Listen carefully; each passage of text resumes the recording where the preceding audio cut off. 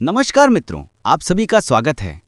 चलिए आज हम जानते हैं कि माता लक्ष्मी घर में कब प्रवेश करती हैं। जैसा कि हमें ज्ञात है, माता लक्ष्मी अन्न धन्य की देवी हैं। उनके आगमन से दीनहीन और दुखी आदमी के भीतर सुखी, संपन्न और संतुलित जीवन जीने की चेतना जागृत होती है। माता लक्ष्मी की कृपा से उसका घर अन्न धन्य से परिपूर्ण हो जाता है। परंतु ये जानना आवश्यक है कि आखिर ऐसे कौन से कारण हैं जिनकी वजह से माता लक्ष्मी घर में प्रवेश करती हैं। यही जानने के लिए आज की इस कथा का आरंभ करते हैं। मित्रों, एक समय की बात है। पद्म, शंख और गदा धारण करने वाले भगवान विष्णु क्षीर सागर में शेषनाग की शैया पर विश्राम कर रहे थे। उनके समीप माता लक्ष्मी भी विराजमान थीं। उस समय माता लक्ष्मी के मन में एक गहरा कुतूहल उत्पन्न हुआ। उन्होंने जगत के पालनहार, जगत पिता भगवान श्री हरि विष्णु से विनम्र स्वर में कहा, हे नाथ, क्या आप जानते हैं कि पृथ्वी लोक पर मनुष्य सबसे अधिक मेरी ही पूजा करता है। वो आपकी भक्ति को उतना महत्व नहीं देता।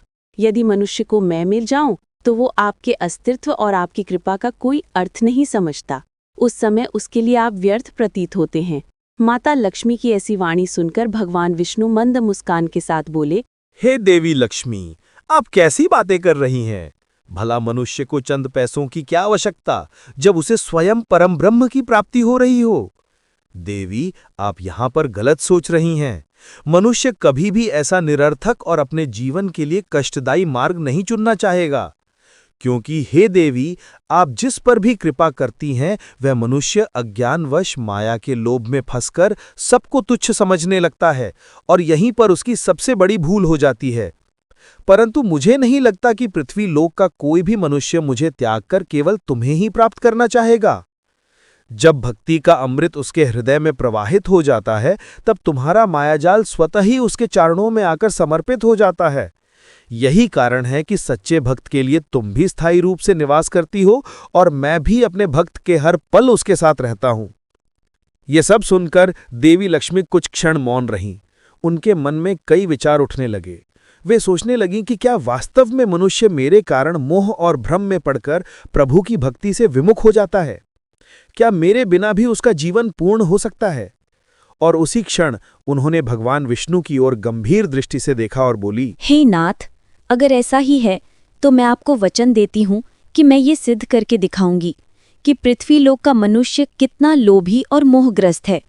जब उसके पास धन नहीं रहता, जब उसकी जीवन से ऐश्वर्य का प्रकाश लुप्त हो जाता है, तब वो स्वयं परम ब्रह्म की शरण से भी विमुख हो जाता है।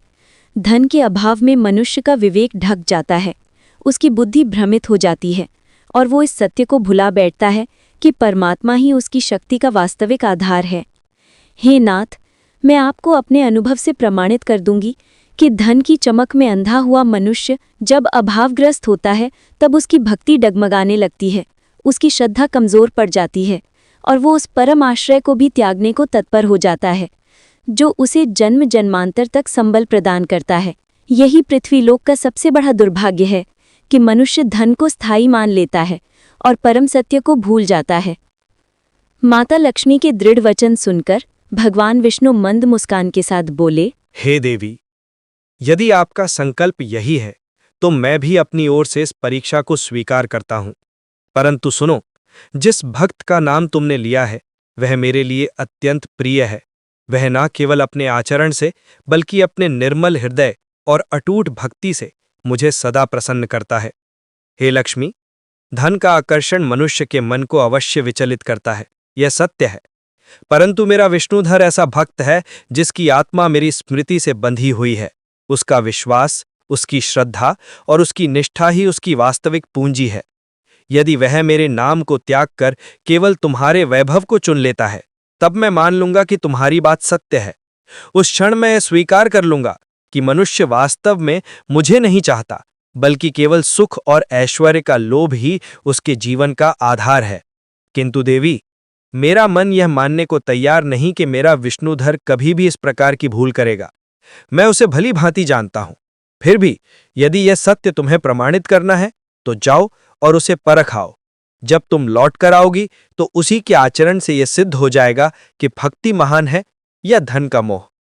तब माता लक्ष्मी कहती हैं, हे नाथ, ठीक है, चलिए अब हम पृथ्वी लोक की ओर प्रस्थान करते हैं और वहां जाकर देखते हैं कि आपका भक्त विष्णुधर क्या कर रहा है और वो कैसे आपको छोड़कर मुझे पाना चाहेगा। इतना कहकर भगवान विष्णु और माता लक्ष्मी दोनों आकाश मार्ग की ओर चल दिए। आकाश मार्ग से ही उन्होंने देखा कि विष्णुधर, जो भगवान विष्णु का सबसे प्रिय भक्त था, और उसकी पत्नी सुनंदा दोनों ही अत्यंत शांत और सरल स्वभाव के हैं, परंतु वे इस समय एक विषम परिस्थिति से जूझ रहे थे, और वो परिस्थिति थी गरीबी। दोनों के भीतर भगवान के प्रति अटूट भक्ति और अपार श्रद्धा तो थी, लेकिन उनके पास खाने के लिए पर्याप्त भोजन तक नहीं था। विष्णुधर, जो कि एक पंडित था, गांव में कथाएं सुनाकर और धार्मिक आयोजन कराकर थोड़ा बहुत अन्न जुटा लेता और उसी से अपने घर का गुजारा चलता। उसकी पत्नी सुनंदा भी खेतों में काम करके कुछ धन कमा लेती थी, जिससे उनके जीवन की गाड़ी किसी तरह आगे बढ़ रही थी। आकाशमार्ग में खड़े खड़े जब भगवान विष्णु और माता लक्ष्मी ने इन दोनों की ऐसी दयनीय स्थिति देखी, तब उन्होंने ये निश्चय किया कि माता लक्ष्मी द्वारा उठाया गया प्रश्न सही है या गलत, इसका उत्तर इन्हीं के घर पर जाकर मिलेगा। तब भगवान विष्णु और माता लक्ष्मी ने अपना रूप बदला। भगवान विष्णु साधु के रूप में और माता लक्ष्मी साध्वी के रूप में धरती लोक पर प्रकट हुए। जब वे दोनों पृथ्वी पर अवतरित हुए, उस समय संध्या का वक्त था। साधु रूप में भगवान विष्णु ने द्वार पर खड़े होकर कहा, हे देवी, आप यहीं पर रुकिए। सबसे पहले मैं अपने प्रिय भक्त के घर जाता हूं और वहां जाकर आपकी बात को असत्य सिद्ध करके आता हूं। ये मेरा विश्वास है कि मेरा भक्त किसी भी परिस्थिति में मुझे नहीं छोड़ेगा। इतना कहकर भगवान विष्णु ने माता लक्ष्मी को वहीं रोका और स्वयं साधु का रूप धारण कर विष्णुधर के घर के द्वार पर पहुंचे। वहां खड़े होकर उन्होंने ऊंचे स्वर में पुकारा, अलख निरंजन, अलख निरंजन। बच्चा, कोई है क्या इस घर में? साधु की गंभीर और तेजस्वी वाणी सुनकर भीतर से विष्णुधर और उसकी पत्नी सुनंदा दोनों बाहर आ गए। जैसे ही उनकी दृष्टि उस अद्भुत संन्यासी पर पड़ी, उनके हृदय में श्रद्धा का भाव उमड़ पड़ा। वे दोनों हाथ जोड़कर उनके चरणों में झुक गए। विष्णुधर में विनम्र स्वर में कहा, है बाबा, आप कौन हैं और आप इस लाचार मनुष्य के यहाँ पधारे? मैं तो धन्य हो गया। मेरे लिए तो ये सबसे बड़ा सौभाग्य है कि आपके चरण मेरे इस छोटे से घर की धूल से स्पर्शित हुए। कहिए बाबा, आपको क्या चाहिए? मैं भले ही निर्धन हूं, परंतु आपके आगमन से मेरा ये घर कृतार्थ हो गया है। बाबा, मैं तो अपने जीवन की कठिनाइयों से जूझता एक तुच्छ मनुष्य हूं, जिसके पास बहुत कुछ नहीं है। फिर भी आपके सामने जो कुछ भी है वह सब समर्पित है। आप आज्ञा दीजिए, मैं अपनी सामर्थ्य भर आपको वही दे दूंगा। चाहे वो अन्न का एक दाना हो या जल का एक लोटा, मैं उसे आपके चरणों में अर्पित करूंगा। मैं जिस वस्तु को देने में सक्षम हुआ उसे आपको अवश्य अर्पण करूंगा। यही मेरी भक्ति होगी, यही मेरा पुण्य होगा और यही मेरे जीवन का सबसे बड़ा वरदान होगा। विष्णुधर की बात सुनकर साधुरूपधारी भगवान विष्णु जी बोले, हे पुत्र, मुझे तुमसे और कुछ नहीं चाहिए। मैं एक लंबी यात्रा पर निकला हूं और इस यात्रा ने मुझे बहुत थका दिया है। पैरों में थकान है, शरीर बोझिल हो गया है और अब तो अंधेरा होने का समय भी समीप है। मैंने चारों ओर दृष्टि दौड़ाई, परंतु पास में ऐसा कोई आश्रय स्थल, ऐसा कोई घर नहीं दिखा जहां मैं रात्रि व्यतीत कर सकूं। तभी जब मैं तुम्हारे गांव के समीप पहुंचा तो मेरे कानों में भगवान विष्णु के कीर्तन की मधुर ध्वनि गूंजने लगी। उस पावन ध्वनि ने मेरे हृदय को आकर्षित किया और मुझे ऐसा लगा मानो यहां आकर मेरी थकान दूर हो जाएगी। उसी प्रेरणा से मैं तुम्हारे घर की ओर चला आया। बेटा, मुझे तुमसे किसी प्रकार का धन, वैभव या बड़ा उपहार नहीं चाहिए। मैं केवल इतना चाहता हूं कि आज की रात्रि के लिए तुम मुझे थोड़े से भोजन का भाग दे दो और अपने आंगन के एक कोने में मुझे ठहरने का स्थान प्रदान कर दो। यदि तुम ये छोटा सा उपकार कर दोगे तो समझो कि तुम पर मेरी अनंत कृपा हो जाएगी और तुम्हारे घर में सुख शांति का संचार होगा। साधु रूपधारी भगवान विष्णु की ये बात सुनकर विष्णुधर भावुक हो उठा और उसने कहा, हे बाबा, ये मेरा छोटा सा घर है। इसमें बस 3 लोगों के रहने लायक ही स्थान है। हम दोनों पति पत्नी तो पहले से ही यहीं किसी तरह रहते आए हैं, और ये भी भगवान की ही कृपा है कि हमारे पास 4 थालियां भी हैं। यही हमारी सबसे बड़ी संपत्ति है। यदि आप इस कुटिया में रहना स्वीकार करेंगे तो मेरे लिए इससे बड़ा सौभाग्य और क्या होगा। ये मेरे जीवन का सबसे अनमोल क्षण होगा कि एक तपस्वी, एक साधु मेरे घर में पधारें और अपनी उपस्थिति से इसे पवित्र बनाएं। मैं तो स्वयं मन से चाहता हूं कि आप इस छोटे से आश्रम में विराजें और मुझे यह अवसर दें कि मैं आपकी सेवा करके कृतार्थ हो सकूं। कौन जाने, आपके चरणों की धूल से ही मेरा भाग्य खुल जाए और मेरे जीवन का अंधकार मिटकर प्रकाश का मार्ग प्रशस्त हो जाए। विष्णुधर की ऐसी विनम्र और श्रद्धा से भरी वाणी सुनकर भगवान विष्णु जी ने मुस्कुराते हुए कहा, हे पुत्र, तुमने मेरी बात मानकर मुझ पर बहुत बड़ा उपकार किया है। आज तुम्हारे इस छोटे से कार्य से ये सिद्ध हो जाएगा कि वास्तव में धरती लोक पर अभी भी इंसानियत जीवित है। मनुष्य केवल पैसे के पीछे नहीं भाग रहा, बल्कि सच्चे कर्म और सेवा को ही अपना धर्म मान रहा है। विष्णुधर ने साधु रूपधारी भगवान विष्णु को आदरपूर्वक अपने घर के भीतर ले जाकर आसन दिया। उनके चरणों को धोकर विनम्रता से उनका स्वागत किया। ये सब दृश्य माता लक्ष्मी दूर खड़ी होकर देख रही थीं। भगवान विष्णु मन ही मन मुस्कुराते हुए कह रहे थे, देख रही हो देवी लक्ष्मी, आज भी ऐसे मनुष्य जीवित हैं जो धन से अधिक भक्ति और सेवा को महत्व देते हैं। उनका लक्ष्य केवल तुम्हारा वैभव नहीं, बल्कि मेरा सान्निध्य और मेरी कृपा ही है। तब माता लक्ष्मी के हृदय में हलचल हुई और वे धीरे धीरे विष्णुधर के घर की ओर चल पड़ीं। उधर सुनंदा ने अपने साधनों के अनुसार अत्यंत प्रेम और निष्ठा से स्वादिष्ट भोजन तैयार किया था। जब भोजन परोसने का समय आया तो उसने थाल में श्रद्धा और भक्ति के साथ व्यंजन सजाए और साधु को बुलाने ही लगी थी कि उसी क्षण बाहर से एक आवाज गूंजी, पुत्र, कोई है? मैं एक अभागिन स्त्री हूँ और तुम्हारे पास शरण लेने आई हूँ। क्या मुझे थोड़ा भोजन और एक रात्रि रहने का स्थान मिल सकता है? ये स्वर सुनकर विष्णुधर तुरंत बाहर आया। उसने देखा कि एक साध्वी फटे पुराने वस्त्रों में वहां खड़ी थी। उसका रूप अत्यंत साधारण था, किंतु आंखों में करुणा और विनम्रता झलक रही थी। विष्णुधर ने बिना किसी हिचकिचाहट के उसे भी अंदर बुला लिया। अब उस कुटिया में साधु रूपधारी भगवान विष्णु और साध्वी रूपधारी माता लक्ष्मी दोनों विराजमान थे। सुनंदा ने आदरपूर्वक दोनों के लिए थालियां सजाई और भोजन परोसने लगी। तभी साध्वी ने सुनंदा को रोकते हुए कहा, पुत्री, मैं तो केवल अपनी ही थाली में भोजन करती हूँ, और जब मैं किसी की थाली में भोजन कर लेती हूँ तो वो थाली सदा सदा के लिए उसी की हो जाती है। देखो, ये मेरी थाली है। इतना कहते ही साध्वी ने अपने झोले से सोने चांदी और हीरे जवाहरात से जड़ी हुई अद्भुत थाली निकालकर सामने रख दी। वो थाली इतनी चमकदार और अलौकिक थी कि देखते ही देखने वालों के मन में कौतूहल और विस्मय भर गया। सुनंदा और विष्णुधर दोनों एक दूसरे को देखकर चकित हो गए। उनके मन में प्रश्न उठने लगे कि यह साध्वी, जिसके वस्त्र फटे पुराने हैं, जो बिल्कुल साधारण लगती है, उसके पास इतना बहुमूल्य, कीमती और अद्भुत पात्र कैसे आया? परंतु उन्होंने उस समय कोई प्रश्न नहीं किया और श्रद्धा से उसी थाली में भोजन परोस दिया। जब साधु रूपधारी भगवान विष्णु और साध्वी रूपधारी माता लक्ष्मी दोनों ने भोजन कर लिया तो साध्वी ने थाली सुनंदा की ओर बढ़ाते हुए कहा, पुत्री, अब तुम इस थाली को धो लो। आज से ये तुम्हारी हुई। कल यदि मैं फिर यहाँ ठहरूंगी तो फिर से ऐसा ही भोजन करूंगी और एक नई थाली तुम्हें और मिल जाएगी। परंतु तुम्हारी कुटिया इतनी छोटी है कि इसमें रहने के लिए केवल एक ही व्यक्ति विश्राम कर सकता है, इसलिए मैं अब यहाँ से जा रही हूँ। तुम सभी अपना ध्यान रखना। इतना सुनते ही सुनंदा और विष्णुधर दोनों के हृदय में लालच का भाव जाग उठा। उनके मन में आया कि यदि ये साध्वी यहीं ठहर जाए तो प्रतिदिन इस तरह सोने चांदी और हीरे जवाहरात से सजी थालियां उनके घर में आती रहेंगी। उसी लोभवश वे दोनों साध्वी को रोकने लगे। तब विष्णुधर साधु रूपधारी भगवान विष्णु की ओर देखकर कहता है, बाबा, आप तो एक पुरुष हैं। मैं अपने इस छोटे से घर में आप दोनों में से केवल एक को ही स्थान दे सकता हूँ। इसलिए हे बाबा, आज आप मुझे क्षमा करें। मैं आपको अपने घर पर ठहराने में असमर्थ हूँ। देखिए, ये बेचारी साध्वी रात के अंधकार में कहाँ जाएगी।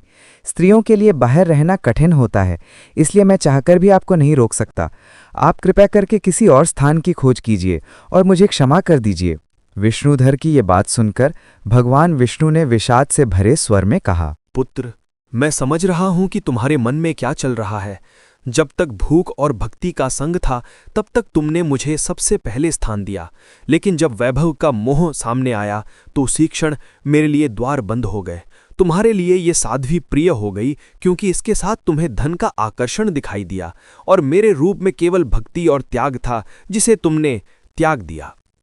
याद रखो, जिस दिन मनुष्य धन को भक्ति से ऊपर मान लेता है उसी दिन उसकी आत्मा का पतन आरंभ हो जाता है। पुत्र, तुमने आज मुझे अपने घर से बाहर कर दिया, पर वास्तव में तुमने मुझे अपने हृदय से भी बाहर कर दिया है। अब विष्णुधर कहता है, हे बाबा, सच बात तो यह है कि मैं अपनी गरीबी से बहुत परेशान हूँ।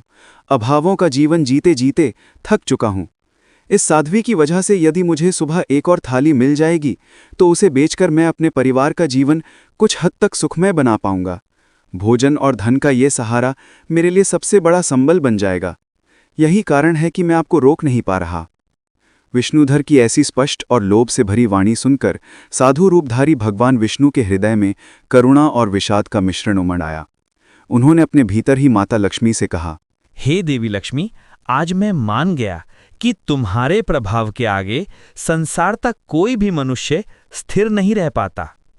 तुम जिस पर प्रसन्न हो जाओ उसकी मति को उज्ज्वल कर सकती हो, और जिस पर क्रुद्ध हो जाओ उसकी मति को भ्रमित कर सकती हो। देखो, ये वही विष्णुधर है जिसे मैं अपने सबसे प्रिय भक्तों में गिनता था, परंतु आज धन के मोह में उसने मुझे ही अपने घर से बाहर कर दिया। ये मनुष्य ये भी नहीं समझ पाया कि दरिद्रता और दुख उसके जीवन में किसी संयोग से नहीं आए, बल्कि ये उसके ही पूर्व जन्मों के कर्मों का फल है। वो ये भी नहीं समझ सका कि उसी के कर्म उसे कभी स्वर्ग तक पहुंचा सकते हैं और उसी के कर्म उसे नरक में भी ढकेल सकते हैं, और उन कर्मों का नियंता, उसका फल देने वाला मैं ही हूं।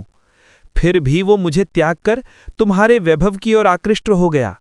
सच है देवी, जब तुम चाहो तो मनुष्य की दृष्टि सत्य पर से हटाकर क्षणिक मोह में बांध देती हो।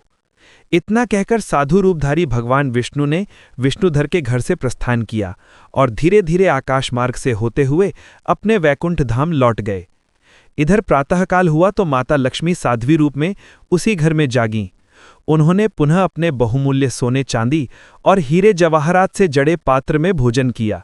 भोजन के बाद अपने मधुर स्वर में सुनंदा और विष्णुधर को आशीष दिया और फिर वहां से प्रस्थान कर विष्णुलोक पहुंच गईं। इधर विष्णुधर और सुनंदा के मन में धन का मोह दृढ़ हो चुका था। उन्होंने उन दोनों अमूल्य थालियों को बाजार में भेज दिया और अचानक उनके जीवन में वैभव का प्रकाश फैल गया। अब जो जीवन कल तक तंगी और भूख से जूझ रहा था, वही जीवन आज सुख और ऐश्वर्य से भरने लगा।